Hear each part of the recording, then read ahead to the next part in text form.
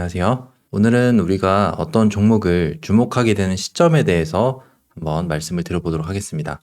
일반적으로 저희가 착각을 하게 되는 경우가 어디서 많이 발생하냐면 내가 이 종목을 주도적으로 매매를 할 수 있다고 생각을 하는 경우가 굉장히 많아요. 시작하는 스타트 지점에서 내가 가장 초입, 가장 빠른 지점에서 매매를 할 수 있다고 생각을 하게 되는 경우가 굉장히 많은데, 물론 치 투자를 하는 경우에는 저점을 잡거나 아니면 싼 가격을 잡아갈 수도 있겠지만, 세력주를 매매하실 때 가장 많이 느끼실 수 있는 거는 내가 어떤 종목을 가장 선제적으로 매매할 수 없다는 것을 알 수가 있습니다. 그러면 우리는 어떠한 현상이 발생을 하고 그 뒤에 매매를 해야만 수익이 날 수가 있는데, 그 흐름이 발생하는 지점에 대해서 먼저 알아야겠죠.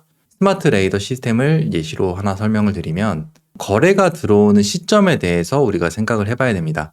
이렇게 잔잔하던 주가가 갑자기 거래가 발생하면서 이러한 부분들이 나타나게 돼요. 여기에서도 이렇게 잔잔하던 주가가 갑자기 갭이 뜨면서 이러한 구간에서 거래량이 발생을 하게 됩니다. 자, 우리는 이러한 거래량이 발생을 하게 됐을 때, 이 거래량에서 내가 매매를 하면 되겠구나 라고 생각을 할 수도 있어요. 물론 어떤 분봉상에서의 어떤 흐름이나 여러 가지 자리들에 대해서는 수익 구간에 나올 수도 있습니다. 하지만 대부분 투자자분들이 일봉상에서의 매매를 먼저 시작하시기 때문에 이 거래량이 발생하고 그 이후에 내가 매매를 하게 되는 케이스가 굉장히 많습니다. 그러면 이 이후에 더 가기 위해서 파동을 만들어내는 부분들을 확인을 하고 거기에서 매매를 해야지, 무조건 이런 거래량들이 발생을 한다고 여기에서 추격을 하시게 되면은 물리게 되는 케이스가 굉장히 많아요.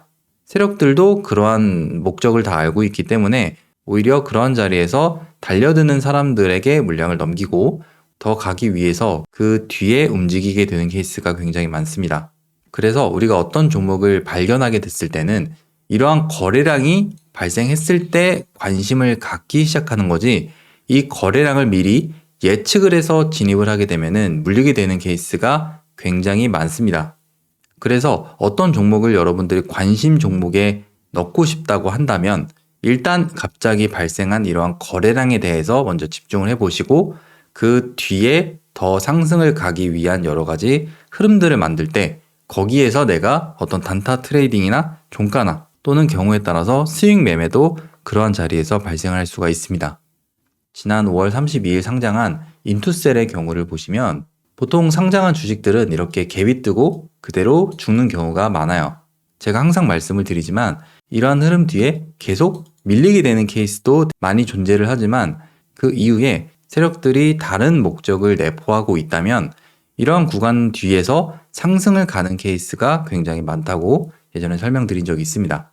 그래서 지난 영상에서도 한번 설명을 드렸듯이 세력들이 만들기 힘든 자리들을 한번 확인해 보시면은 종목을 고르는데 굉장히 많은 도움이 되실 거예요. 일단 이러한 흐름에서는 절대로 매수를 할 수가 없어요. 여기서 계속 하락할 수도 있으니까 내가 선제적으로 진입을 하게 되면은 물리게 되는 케이스가 굉장히 많습니다.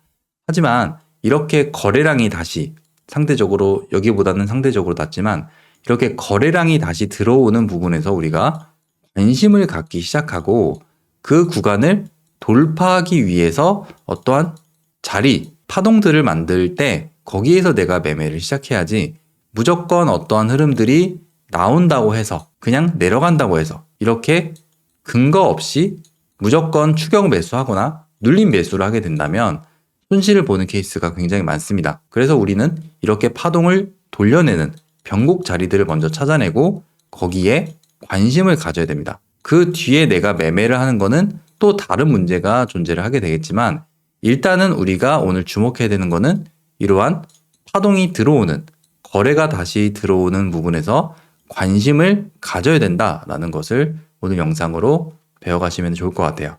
ICTK의 경우를 보시면 이러한 구간에서 갑작스럽게 거래량들이 발생을 하고 위에 고점들을 돌파하기 위한 자리들을 형성을 하게 됩니다.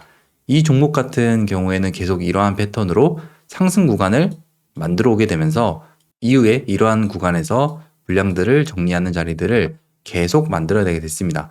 물론 우리가 이러한 구간 이후에 이러한 반등 자리들을 노릴 수도 있겠지만, 일단은 우리가 종목이 등장을 했다라는 것을 판단하기 위해선 이러한 자리들에서 생각을 해볼 수가 있겠죠.